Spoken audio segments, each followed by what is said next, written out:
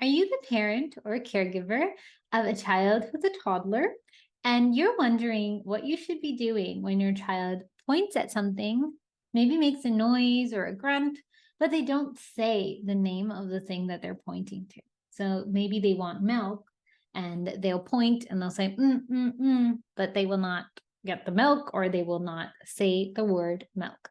Well, this is actually a really good language development opportunity, and I'll talk about how to use this as a teaching moment in just a second.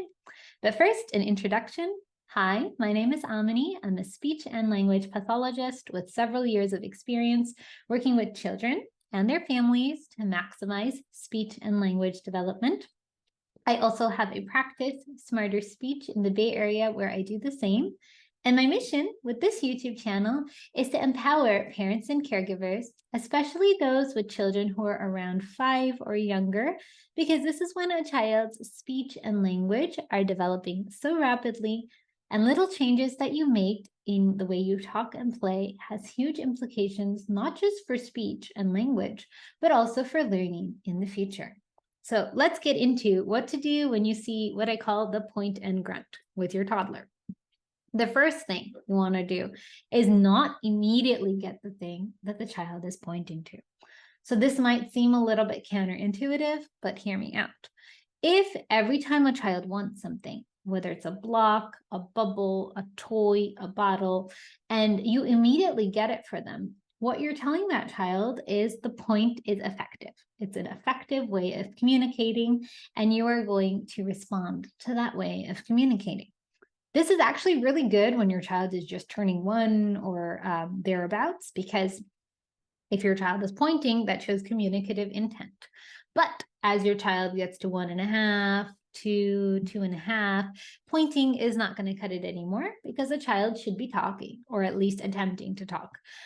So what you want to do is not immediately acquiesce to the point, because then what you're teaching your child is pointing doesn't work anymore. So you can either give a huge gap, maybe your child points and you don't immediately answer the point, or you can do something else. And I'm going to talk about what that something else is in just a second. The point and grunt, by the way, also is the same thing when your child is pulling you towards something.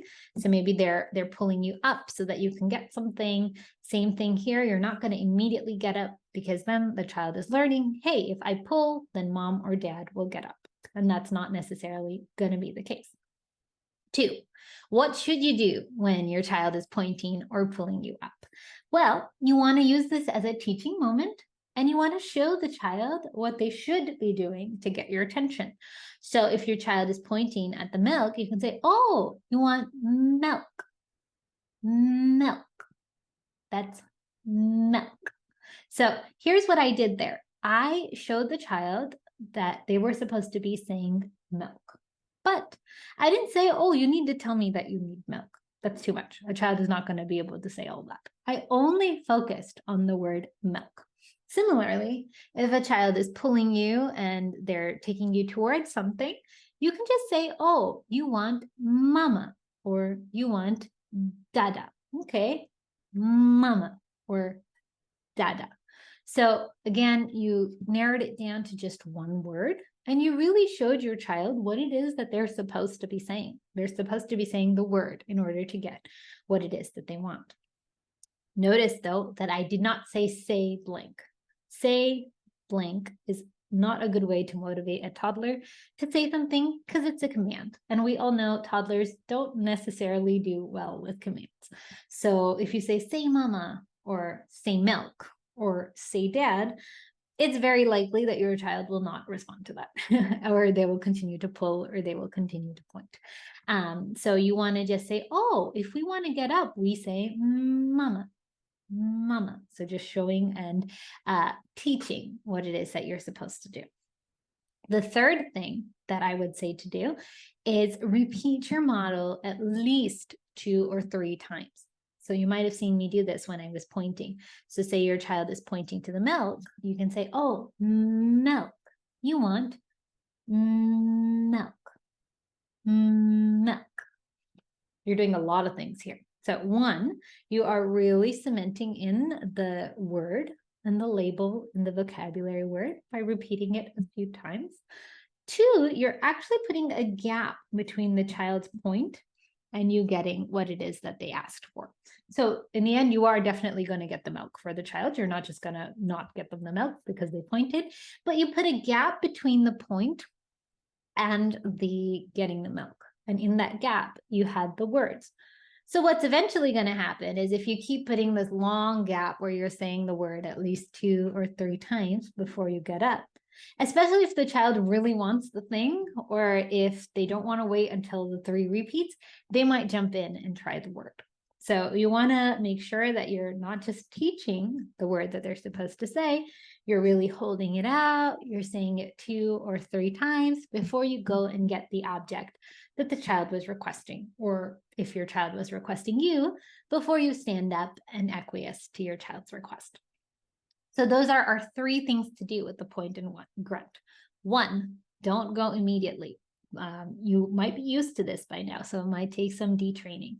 2, make sure that you use this as a teaching moment. Teach the child what 1 word they were supposed to say instead of pointing.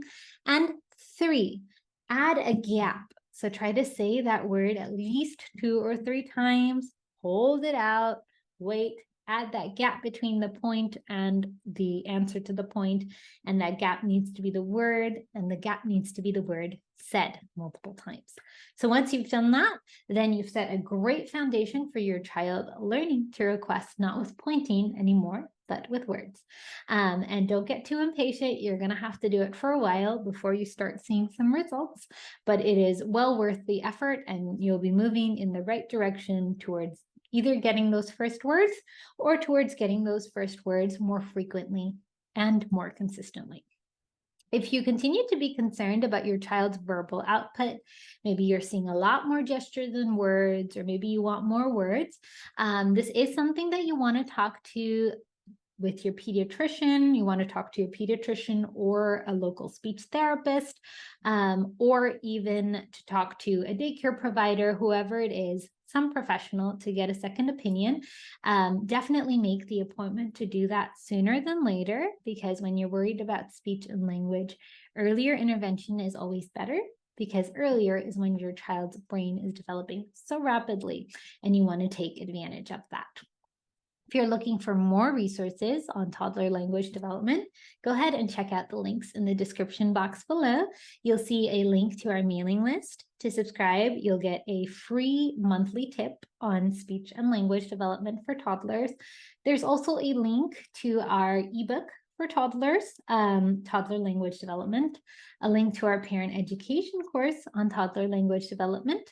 And of course, if you enjoyed this video, please do subscribe to get more speech and language tips. I hope that this helped you. Thank you so much for watching, and happy talking.